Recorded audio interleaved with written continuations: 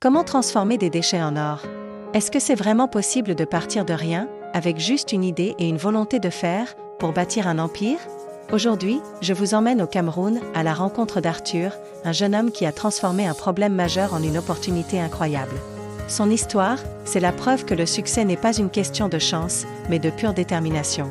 Restez bien jusqu'à la fin, car ce que vous allez découvrir pourrait changer votre propre vision de l'échec et de la réussite. Bienvenue à Douala, une métropole vibrante, pleine d'énergie, mais aussi pleine de défis. Comme dans beaucoup de grandes villes, les déchets sont un problème. Mais là où la plupart des gens ne voient que des ordures, Arthur, lui, a vu autre chose. En observant les marchés animés, il a été frappé par la quantité de déchets agricoles, comme les coques de cacao ou les rafles de maïs, qui étaient simplement jetées. Des tonnes et des tonnes chaque jour. Une idée folle a alors germé dans son esprit, et si ces déchets pouvaient avoir une seconde vie? Et s'ils pouvaient devenir une source d'énergie propre et abordable pour des milliers de familles? C'était le début d'une aventure entrepreneuriale hors du commun, transformer ces résidus en charbon écologique. Un projet ambitieux, presque utopique. Mais Arthur y croyait plus que tout. Le chemin, bien sûr, n'a pas été un long fleuve tranquille. Loin de là. La première porte à laquelle il a frappé, c'était celle de la banque. Il avait besoin d'un petit prêt pour acheter le matériel de base. La réponse a été rapide et glaciale, un refus catégorique. Trop jeune, projet trop risqué, pas de garantie. C'était le premier coup dur. Mais Arthur n'est pas du genre à baisser les bras. Il a utilisé ses maigres économies pour bricoler lui-même sa première machine dans un petit atelier improvisé. Les premiers essais ont été catastrophiques. De la fumée partout, un rendement ridicule, des briquettes qui se cassaient au moindre contact. Ses proches commençaient à douter. « Arthur, tu perds ton temps, arrête avec tes histoires de charbon magique. » Le doute s'est insinué en lui. Il a passé des nuits blanches, se demandant s'il n'était pas en train de courir après une chimère. Abandonner, tout laisser tomber, c'était la solution la plus simple. Mais c'est dans ces moments de doute que les vrais entrepreneurs se révèlent. Au lieu d'abandonner, Arthur a fait une chose, il a appris. Chaque échec était une leçon. La machine fume trop? Il a repensé le système de ventilation. Les briquettes ne sont pas assez solides? Il a testé des dizaines de liants naturels différents, encore et encore. Il a passé des heures à lire, à regarder des vidéos, à contacter des experts, à demander conseil. Chaque petite amélioration était une victoire.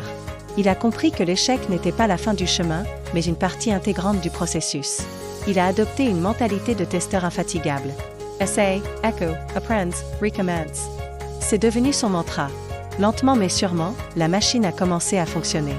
Les premières briquettes parfaites sont sorties du moule. C'était un moment magique, la récompense de centaines d'heures d'acharnement. Il tenait enfin son produit. Il est allé voir les premières mamans du marché, celles qui cuisinent toute la journée, et leur a offert des échantillons. Leur retour a été unanime, ce charbon brûle plus longtemps, fait moins de fumée et coûte moins cher. La nouvelle s'est répandue comme une traînée de poudre. Aujourd'hui, l'atelier improvisé d'Arthur est devenu une petite usine florissante. Il n'est plus seul. Une équipe de jeunes motivés travaille à ses côtés, fiers de participer à ce projet qui a du sens. Il collecte les déchets, opère les machines et emballe un produit qui est maintenant demandé dans toute la région. Les clients sont reconnaissants, non seulement pour la qualité du produit, mais aussi pour l'impact positif sur leur santé et sur l'environnement. L'entreprise d'Arthur, c'est la preuve vivante qu'on peut allier profit et impact. Son chiffre d'affaires? Il dépasse aujourd'hui les 131 millions de francs CFA. Ce chiffre, ce n'est pas juste de l'argent. C'est le symbole de la résilience, la preuve qu'une idée, portée par une volonté inébranlable, peut déplacer des montagnes et transformer une communauté entière. Alors, quel est le secret? Il n'y a pas de formule magique. L'histoire d'Arthur nous le montre. Le vrai secret, c'est la ténacité.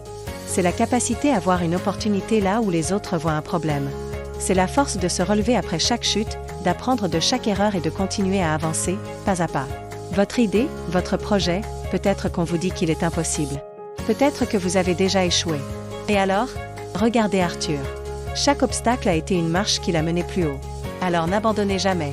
Croyez en vous, croyez en votre vision, et travaillez sans relâche. Votre succès est juste de l'autre côté de l'échec. Merci d'avoir regardé cette vidéo.